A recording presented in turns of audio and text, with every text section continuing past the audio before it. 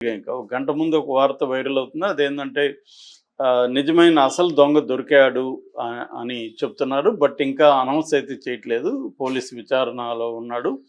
So ఎందుకంటే దాదాపు 2 డజన్ల బృందాలు దీని మీద పనిచేస్తున్నాయి. సో అందుకని పట్టుకోగలిగారు. అయితే అతని వెనక ఎవరున్నారు? అతను ఒక్కడేనా?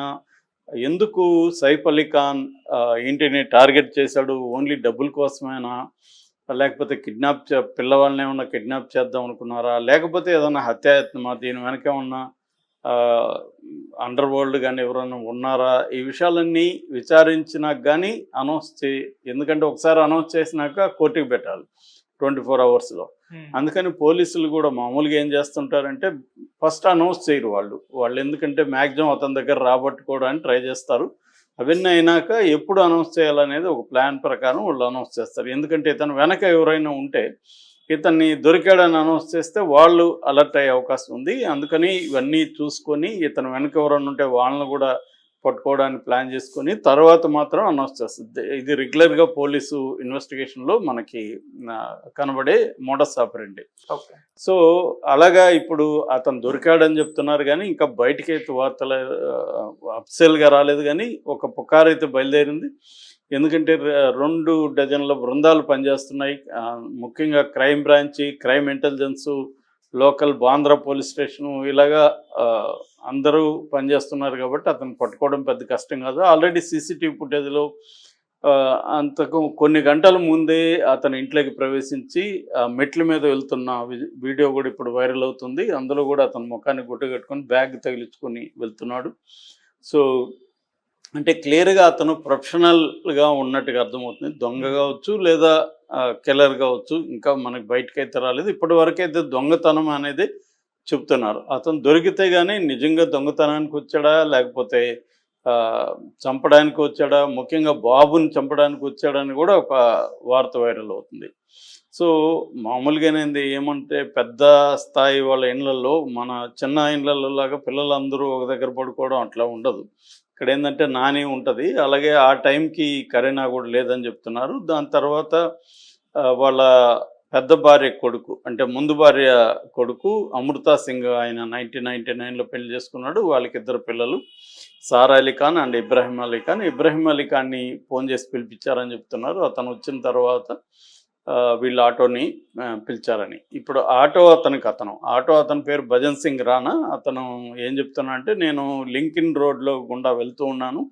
ఈ బిల్డింగ్ ముందుకు వచ్చేసరికి నాకు ఒక ఆవిడ కేకలేసింది, రిక్షా రోకో అని అరిసింది. నేను ఆగాను. ఆ తర్వాత ఒక అతను నడుచుకుంటూ వచ్చాడు. వైట్ కుర్తా పైజామాలో ఉన్నాడు. అతను మొత్తం బ్లడ్ అంతా ఉంది. నాకు టెన్షన్ వచ్చింది, ఇది ఏం కేసు ఏంటో అని. అయినా కూడా నేను అదంతా ఏమీ పట్టించుకోలేదు. దాంతో అతనితో పాటు ఒక యువకుడు ఎక్కాడు. అట్లాగే 7 ఏళ్ల పిల్లవాడు అంటే తైమూర్ అనమాట. వీళ్ళ పెద్ద కొడుకు కరీనా కపూర్కి, సైఫ్ అలీ ఖాన్కి 2012లో పెళ్ళయింది. వాళ్ళకి పెద్ద కొడుకు పేరు తైమూర్. సో ఆ బాబు కూడా ఉన్నాడు. ఆ బాబు ఎక్కువ టెన్షన్ పడుతున్నాడు. సో నేను ఒకటే అడిగాను, ఎటు వెళ్ళాలి అంటే హోలీ ఫ్యామిలీ హాస్పిటల్ ఒకటి ఉంది, లీలావతి హాస్పిటల్ ఒకటి ఉంది దగ్గరలో. నేను అందుకని హోలీ ఫ్యామిలీకి వెళ్ళమంటారా లీలావతికి వెళ్ళమంటారా అని అడిగితే ఫస్ట్ ఏమో ఇబ్రహీం ఏమో హోలీ ఫ్యామిలీ అన్నాడు. బట్ సైఫ్ అలీ ఖాన్, అప్పటికి నాకు సైఫ్ అలీ ఖాన్ అని తెలీదు. ఆ గాయపడిన వ్యక్తి ఏమో లీలావతికి వెళ్ళు, దగ్గర దారిలో వెళ్ళన్నాడు. సో నేను షార్ట్ కట్లో వెళ్ళాను. ఒక 7-8 మినిట్స్లో నేను హాస్పిటల్కి వెళ్ళాను. అక్కడ ఇబ్రహీం వెళ్ళి గార్డులకి అక్కడ ఉన్న వాళ్ళకి చెప్పాడు. వాళ్ళు పరిగెత్తుకుంటూ వచ్చాడు. అప్పుడు సైఫ్ అలీ ఖాన్ని నాకు స్ట్రెచర్ తీసుకురండి అని అప్పుడు చెప్పాడు. అప్పుడు నేను ఆయన్ని కొంత దగ్గరగా చూసి అప్పుడు గుర్తుపట్టాను.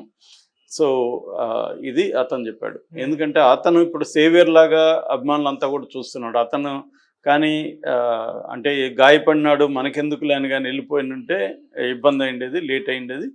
కానీ అతను గాయపడినా కూడా మనకి ఏదైనా కేసు ఇరుక్కుంటామని భయం లోపల ఉన్నా కూడా ముందు కాపాడదామని అతను అనుకోవడం ఆ ఆటో డ్రైవరు.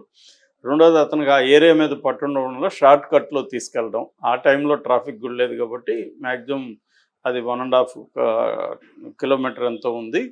సో అక్కడ తీసుకెళ్ళిపోయాడు. త్వరగా తీసుకెళ్ళడం వల్లనే ఇమ్మీడియట్గా అతనికి వైద్యం అందింది అనేది చెప్తున్నారు అన్నమాట.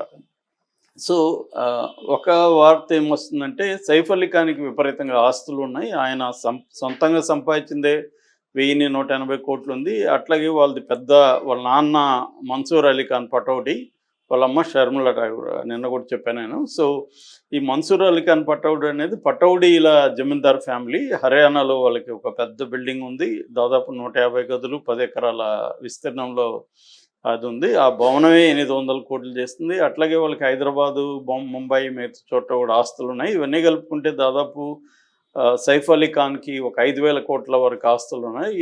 ఈ ఆస్తుల ని టార్గెట్ చేసి తన నుంచి డబ్బు లాగడానికి ఈ హత్యాయత్నం కావాలని చేశారు. ఆల్రెడీ సైఫ్ అలీ ఖాన్ని డబ్బులు అడిగితే అతను ఇవ్వలేదు. దీని వెనక మాఫియా ఉంది. అంటే మాఫియా మామూలుగానే మోడస్ ఆపరండి ఏంటంటే డబ్బులు అడుగుతారు. డబ్బులు ఈగిపోయినప్పుడు వాళ్ళకి ఒక టేస్ట్ చూపిస్తారు, ఒక అటెంప్ట్ చూపిస్తారు. అంటే మేము అనుకోని ఉంటే నేను చంపడం ఎంతసేపు. ఇప్పుడు వాడు 6 కత్తిపోట్లు పొడిచాడు. గట్టిగా వాడు ప్రొఫెషనల్ అయితే ఎక్కడ పొడిస్తే చనిపోతారని వాడికి తెలుస్తుంది. కాబట్టి ఖచ్చితంగా చనిపోయే వరకు పొడిచుండొచ్చు. ఎందుకంటే అక్కడ ఎవరు బలంగా అతన్ని అడ్డుకునేవాళ్ళు లేరు, అక్కడ విమెనే ఉన్నారు.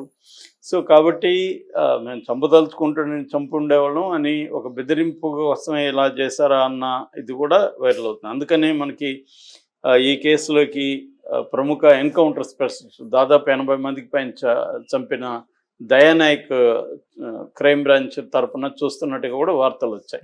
ఎందుకంటే అతని మీద ఆల్రెడీ చాలా సినిమాలు వచ్చాయి. మన రామ్ గోపాల్ వర్మ బ్యానర్లో అబ్ తక్ చెప్పన్ అని నాన్న పటేకర్ హీరోగా కూడా వచ్చిందన్నమాట.